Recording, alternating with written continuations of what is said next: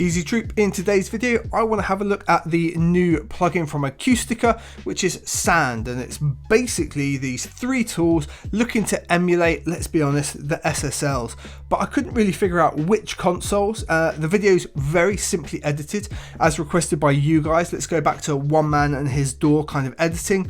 I've had enough of this YouTube cut every 3 second stuff anyway, so let's just dive into it, explore the plugin, see what I think's a bit see what I think's really nice, and just enjoy it. Thank you very much for watching. Let's go. All right, so I'm going to have a look at these in Logic, and yeah, in the suite there are these three tools, and what's special about them, and a couple of things that I think are stupid and I dislike. So if you don't like 90s vibe hip hop beats, well, this video is not for you, but honestly, who even are you? So the three tools that you get the dedicated compressor, you get the dedicated EQ, and you get the channel strip. You might just think, well, why not just take the channel strip and utilize that? But it's got some different features and different setups. So first things first, there's a couple of things that exist on all of the plugins that are kind of unique to Acustica. So let's just go over that stuff so we understand it. We don't have to tackle it on each tool. We'll just grab the EQ for an example. There's going to be this little guy down here, which is something I always love. It allows you to resize. At first it looks like it doesn't work, but give it a sec, boom, and it resizes. We like that, that's good. It's great for recording videos. You'll see this little OVS 1X oversampling, simple as that. Now you don't really need this on an EQ and compressor very often, but it's a nice to have feature for sure. By default it's on 1X, goes all the way up to 8X. If you're operating at a really high bit rate, say you've recorded an orchestra for film and you're like running at 96k, oversampling at 8 times, it's gonna hammer you for processing power, but it will be a pretty flawless experience in that regard, and that's why that's there. For today we don't need that, it's not going to be something to look at. The other thing is this mode hyper. It changes effectively the way the EQ or plugin tool is going to work. So by default we've got hyper equalizer, and that's going to be the emulation designed as it's supposed to be. We're copying a particular type of desk here, this is how it should be. We have an eco, so the FIR. Basically how an EQ is built is done in a simpler way, it's easier to process, it uses less CPU.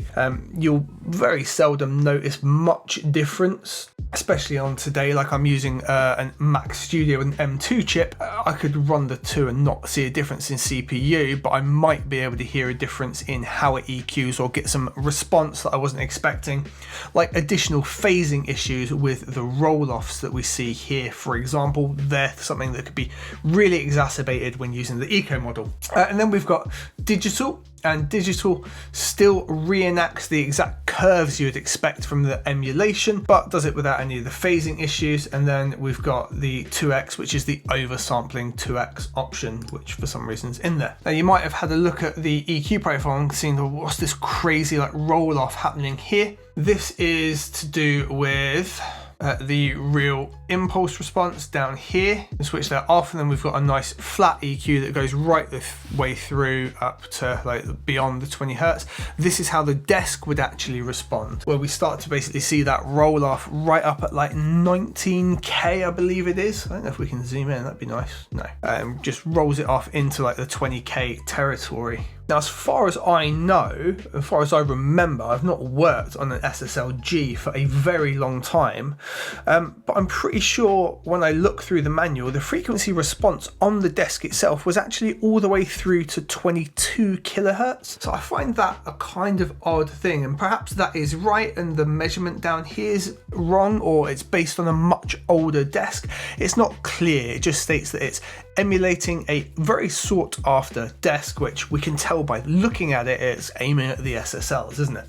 So I find that kind of odd, but it technically is probably right. And the other thing is up here, we've got the preamps. Now you might have seen before when I've done like the Neves and SSLs from Plugin Alliance, they have the ability to choose different channels on the desk. It's the same kind of system. We've got a whole bunch of line-ins, a whole bunch of mic-ins, and we've got the bus, 49 different options. And they all offer apparently a slightly different saturation. Now when we switch Ultra on, this is a more accurate representation of that emulation of the preamp. And then the input trim responds directly to these preamps. So if I push it up 24 dB, we don't get 24 dB of gain, we get a simulated 24 dB of gain into the preamp, but it will actually keep our level exactly as it is. That sounds kind of confusing. Let me just explain real briefly. Look, so we'll play the loop right here. And if we pump this up to 24, it actually goes down and then it retains our original level. But we can hear it's now saturating into line 2. If I switch the preamp to say mic 1, it supposedly changes that harmonic response. I honestly can't hear a huge difference between all of them, with the exception of the bus. The bus does sound pretty different.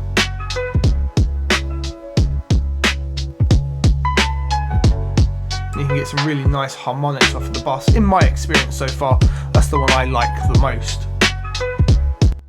So even if I was to take it down minus 24, you hear it regains back to where we are, and now it's just not saturating into the bus. 12 dB into the bus. So it's a little odd in that regard.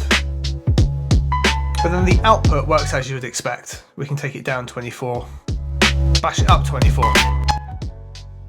Today's video is sponsored by DistroKid. They let me get my music out to all of the major distributors, and they do that at a price an independent artist can easily afford. If you're ready to get your music or beats out there and want to release an unlimited amount of music each year, check the link in the description below for a discount off of your first year of unlimited distribution with DistroKid.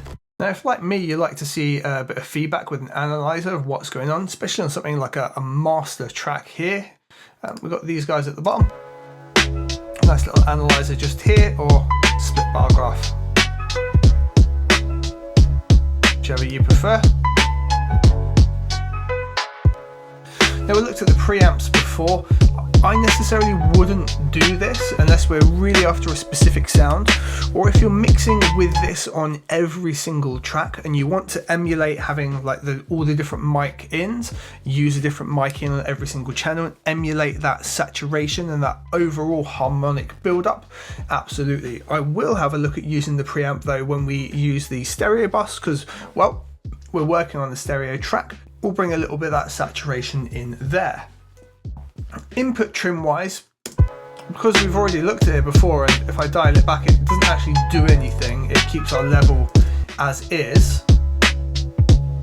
I've just popped gain on the track and just given us 5 dB of headroom to work with, as the track was mastered and already peaking right up at 0. Let's have a look at the first thing here, and we've got our high pass. And, well, one little gripe I've got with this is the second we engage it, if you have a look at the slope, it looks like it's a 12 dB per octave slope. The manual states it is in fact an 18 dB per octave slope. That's just how it looked to me. So when I checked, it turns out it's an 18. We've got all these modern features. Give me a 24, please. You know, for this kind of thing where I want to be really precise, I just want a rock solid drop off at 20 or maybe like 22 hertz. Give me that, please. You know, it is what it is. But it's one thing I would say, we've added all these extra features, all the oversampling options, all these different preamp options. I know it's not exactly in line with an emulation, but neither are all those things. So like, give us some low end slope options, because in this instance here, we've got a little bit of rumbling down here that I may have left for whatever reason when I mastered this beat. You know, that's quite a hefty slope, taking everything away. We have to go way below, and we can't actually just cut it away like I would like to. We need at least a 24 dB slope in there, in my opinion. Otherwise though, perfectly serviceable. And on most tracks, that's going to be completely fine. And roll it off. You know, below the 20 hertz there, it's actually at 11 hertz, even though that doesn't show up on here.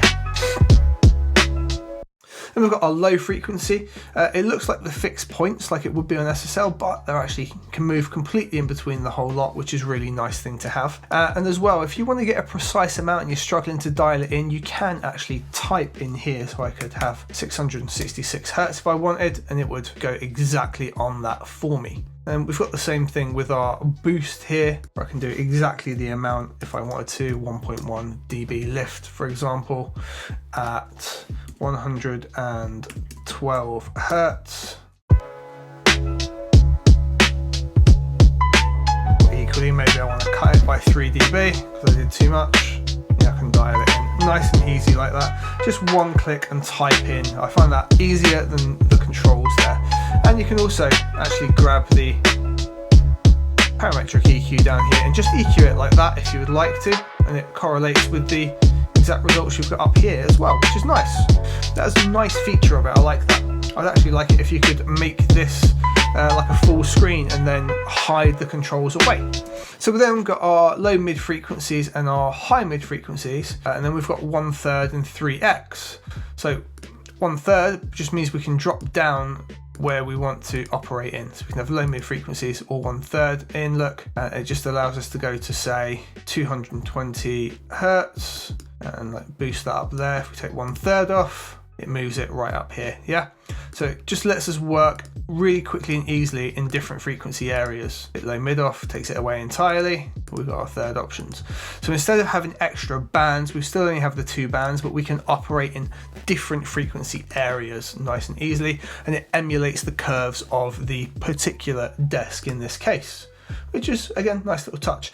The Q factor also relates really strictly to the desks, as in our most narrow is still a pretty wide overall EQ, right? Here we're getting a huge amount of frequency over that course of everything. So take that to like 700, where we maybe could benefit from a tiny bit of a boost, just like say 1 dB, like so. And that's the most narrow band. When we widen it up, we cover pretty much the entire track, right? Which is exactly how those particular desks work. They have really broad EQ curves. We can do the same thing here. Let's say we want a little boost around the 3K region, that we can bring that up here and give ourselves a nice wide curve and lift that up a touch here. Maybe we'll want to narrow it off and really focus on that snare. Bring it back a touch, or maybe we want to lift up that extreme high end, and we can do the 3x option right there.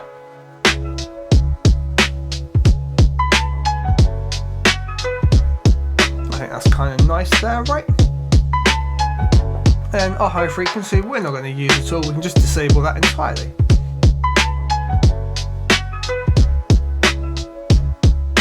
That's a 12 dB slope here on the high pass, which we're not really going to be taking too much out until we hit like 12K on this track, because it's kind of a lo-fi beat. Nice and gentle curve, which in the high end for the most part is what you want, and maybe I'll take that to like an 18K roll off, like so. Have something like that. If we put the curve on, we end up with something wild like that.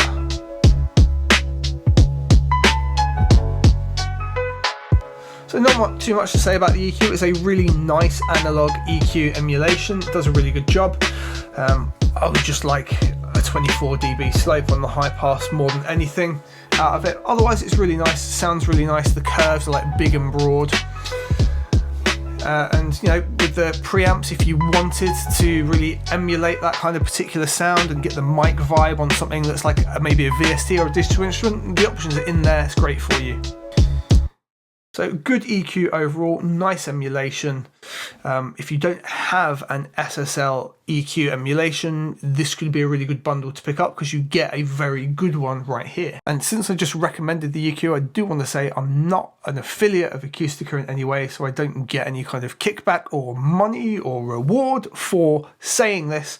However, they do often send me their plugins, and they did send me Sand 4 to have a look at. So I figured I'd check it out, because I was a fan of using SSL emulations. Nowadays I pretty much just use Q3 on everything. And one last thing to mention for modern luxuries that we have.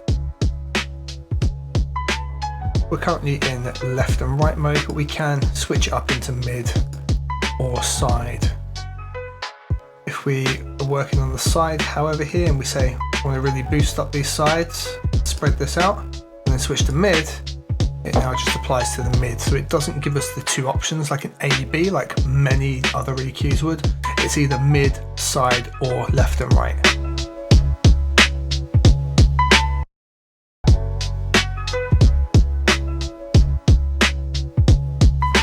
So looking at the compressor, in this section just here, we've got mostly what you would expect on the like SSL channel strip compressors, right?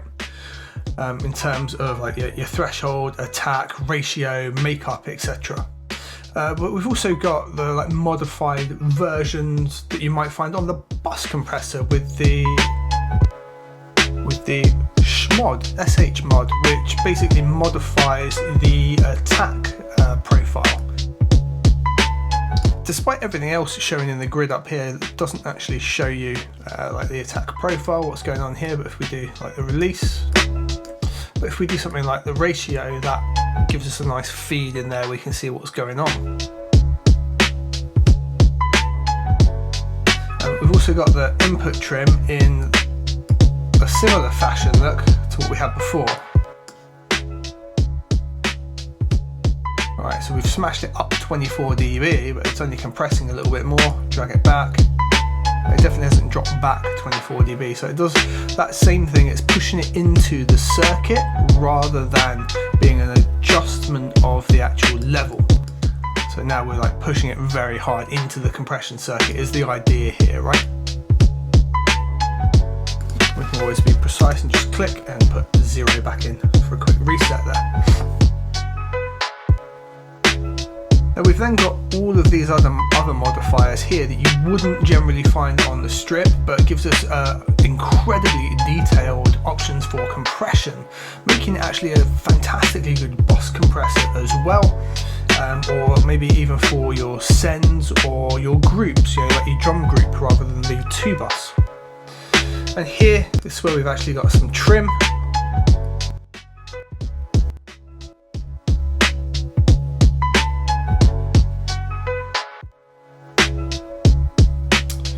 As well, we can change our profile here for the type of compressor. And you can see it changes the overall settings, it changes the graph over here on the right, which is like our ratio and compression graph.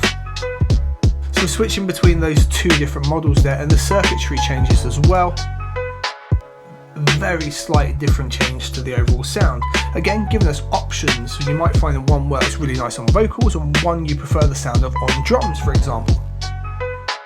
Something with a little more chill profile on vocals, something a little bit harsher on drums. And if you were to push it up a bit, maybe you like the saturation you get on one more than the other.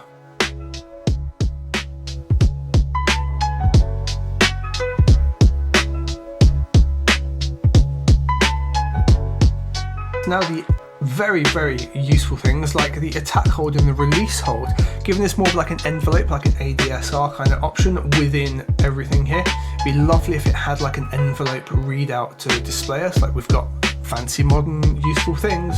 Why not have that as well? That would be really nice to see. But we do just get a readout in terms of the overall number of where it is, you know, the attack taking a little bit longer and holding in there. You know, lovely option to have.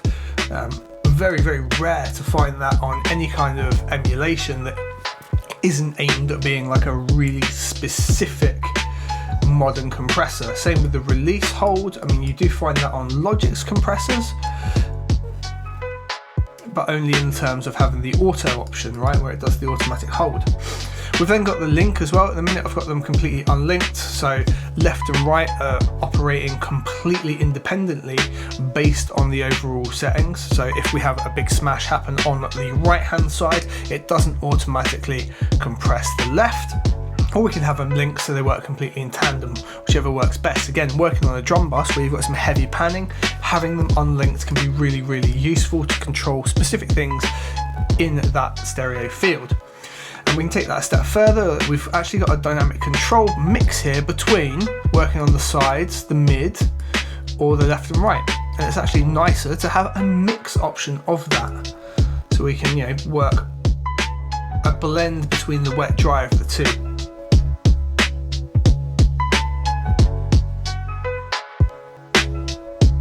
Now, power's not something I've necessarily come across. It refers to working with actual analog desks and how the attack would work depending on the peak and amplitude and the rate it goes through. When listening to it, it effectively seems to like dampen the higher you put the power up. So you need a higher, faster amplitude to have an effect. By default, it sits around 2, which sounds about right. Or you can allow it to be very transient on 1 here. But yeah, that's a control that I've never come across, never needed, never desired for. But it's an option that's there. Maybe someone who's way more familiar with the SSL desks or even the older ones has come across and used that, but in my memory of when I mixed on it, I've never had to use that control ever. And now here we've got comp to saturation to limiting, so we can push right up here and have it so it's a limiting compression, saturation compression, or just the standard compressor that it was. And the fact we've got a nice wet dry mix in there, really, really nice and tasty. So if we were to give ourselves a fair bit of makeup gain, so let's compress the sound a fair bit. So we're dragging it back, probably about -5 dB there, right? And let's give ourselves a bit of makeup gain.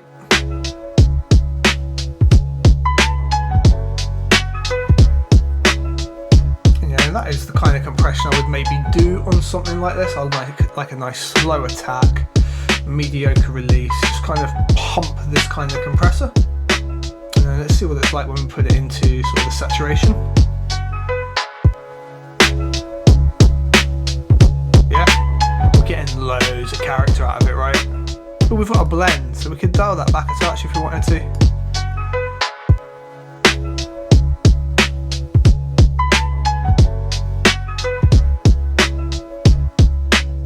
And that's really quite tasty just around there. I like that a lot. Let's bypass it.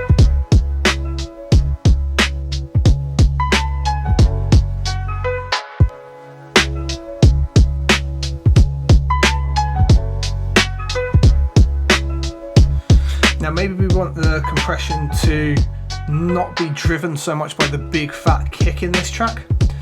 We could use the sidechain option here. It just gives a gentle slope. It wouldn't be driven quite so much by the kick, but I like the way that was making it pump.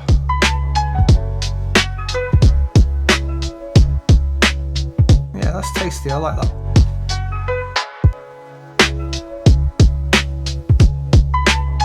Now we've got our blend between mid, left and right and side, but we can also have it directly processing, like just the mid, just the side. Or something that's really useful here is the delta, and this lets us hear the difference of what we're adding. So now we can hear all that saturation element that's being created by the compressor. It's adding all those additional harmonics that you can hear right there. That's what's coming from here mostly, and the fact we would maybe drive it in here if we give this some more. Alright, we can now hear even more harmonics being created by driving it harder into that circuitry there.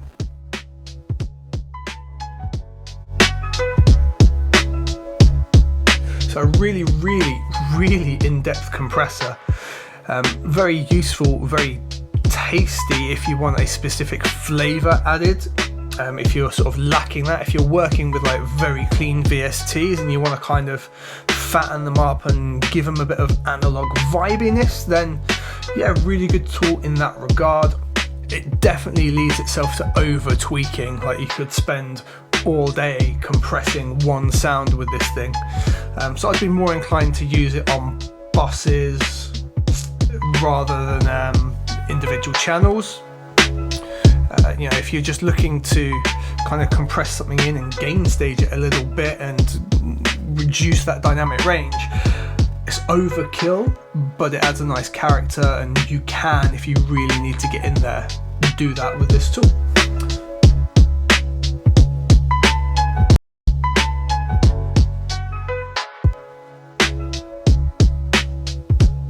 Alright, so here we are looking at the channel strip now, and this is more akin to what you'll be used to from, well, many of the other manufacturers, right?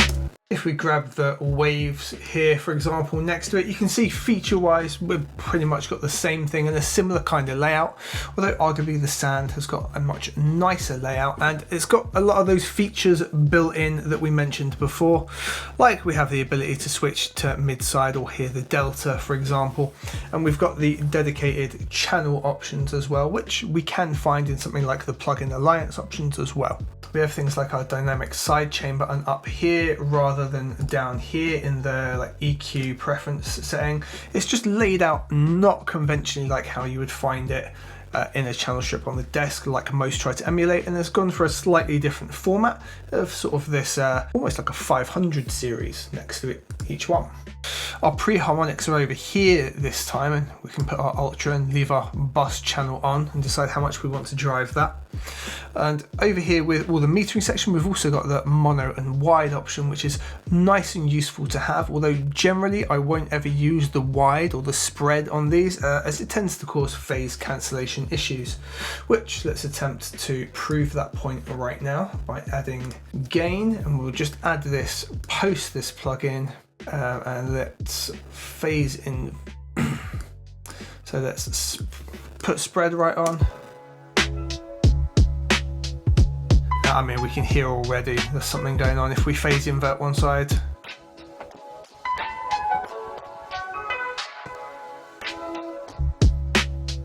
If we mono it, it's not the worst. Yeah, you can hear a lot's getting lost even in this simple example here. A lot of the instrumentation becomes lost. So you can use it to add a touch of spread of something on the channel, but just bear that in mind, and that's often the case with these kinds of spreaders.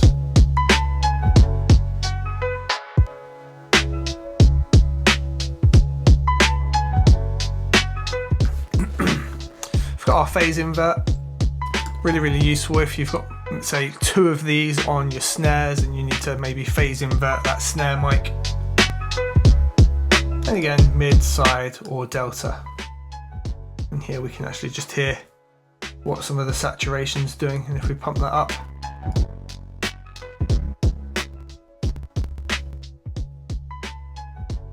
makes quite a difference being pushed into the bus, right?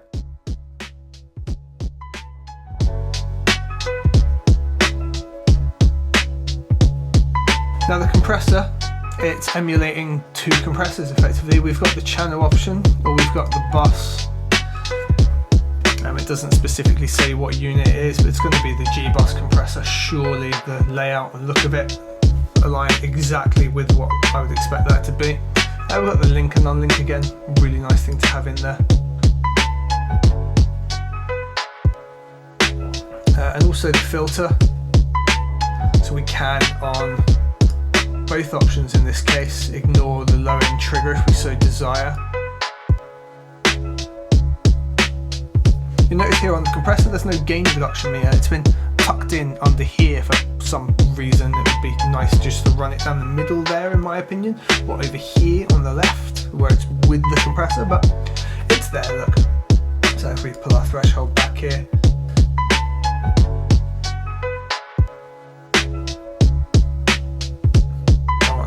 slow release, kind of a sloppy attack here.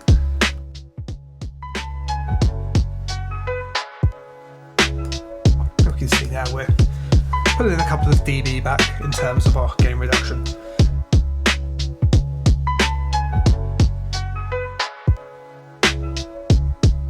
Normally on an SSL you'll be greeted with auto gain, however let's just make up control here.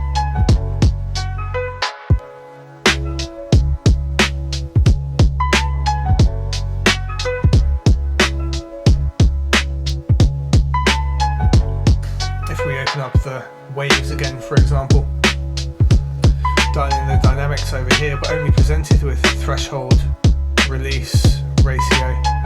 We can switch the fast attack on, and then we've got our expansion control and gate options below that. So we're treated to a lot of extra things here, even when we're on the channel option, right?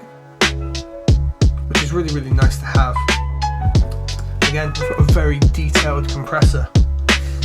available to us here with lots of things we can do.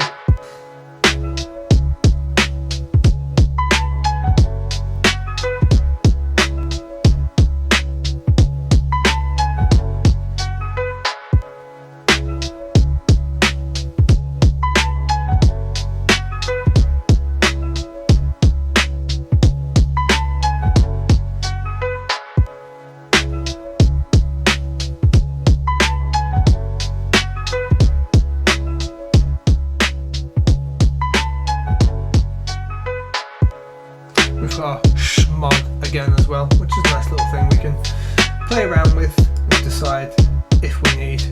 Again, it's a very fiddly control that I don't think most of the time you're ever going to need. But if you're compressing something very, very hard, being able to sort of adjust that attack curve is going to be a nice little thing you can do.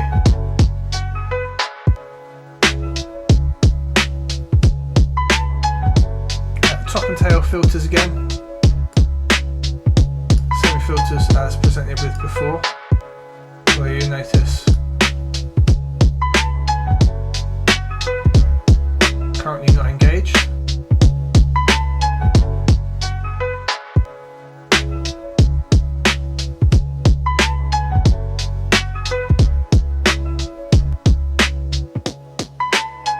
We have to turn our dynamic sidechain off for those filters to be operating.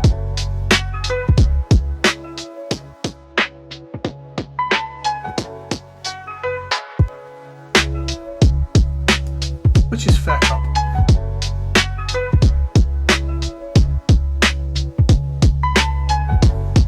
Now over on the EQ, make use of our dynamic sidechain.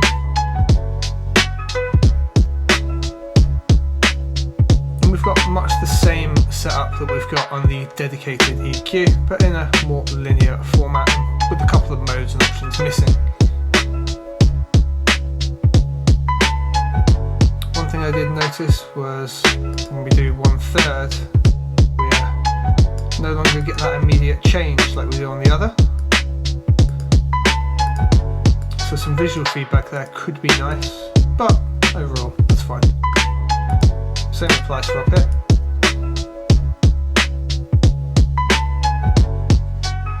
I do appreciate we've got some controls in between here to let us know where we're at. Again, it's a little tricky. If we're EQing purely with ear, it'll be fine.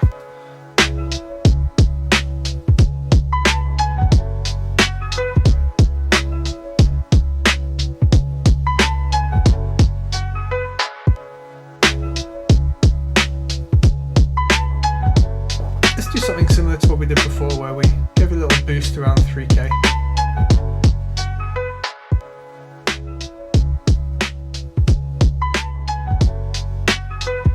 Because we have dynamic sidechain on right now, we're pushing that too much into the compressor and it's dialing everything back. So let's switch it up, make it post dynamic. Now we can really lift that area out. The narrow Q factor, still wide, and the wide is incredibly wide. Let's make a rough cut around the 700 region here. Overall, it's a really nice sounding EQ. Now we've got the mode options down here. It's currently set to EK. Do you think we can hear a difference when we switch it to hyper?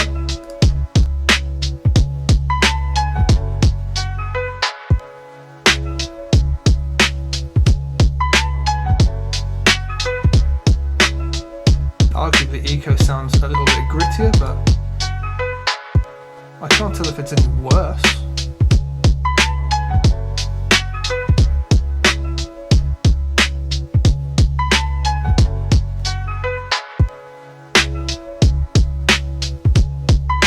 But again, that could be down to my source material. But overall, it's a very useful ergonomic channel strip. As I said before, they've gone above and beyond in terms of the compressor. The compressor goes way beyond what 99.9% of you're ever going to need to utilize. It would be really nice to have the gating option in here, but it just isn't present. And that is what it is. I often if I ever use things like an SSL and it's been recorded audio, I do often make use of that gate, and it'd be nice to have it in there, but again, it's no killer. We can introduce it by simply adding a gate before the channel strip if need be. Overall, it's really useful. I think this is actually the least interesting part of the bundle here. I actually think this EQ sort of makes this almost redundant. You would just add this in, and then the ability to have this compressor and have everything we've got here plus some extra functionality is really, really useful too. This compressor is more than you're going to need in 99% of circumstances, and this is more than you're going to need in 99.99% of all circumstances. However, this EQ format, layout and workflow is just far better than what you get on here. But in many cases, you could open up this, do everything in one plugin, and you are ready to roll. And then you've got these as extra options should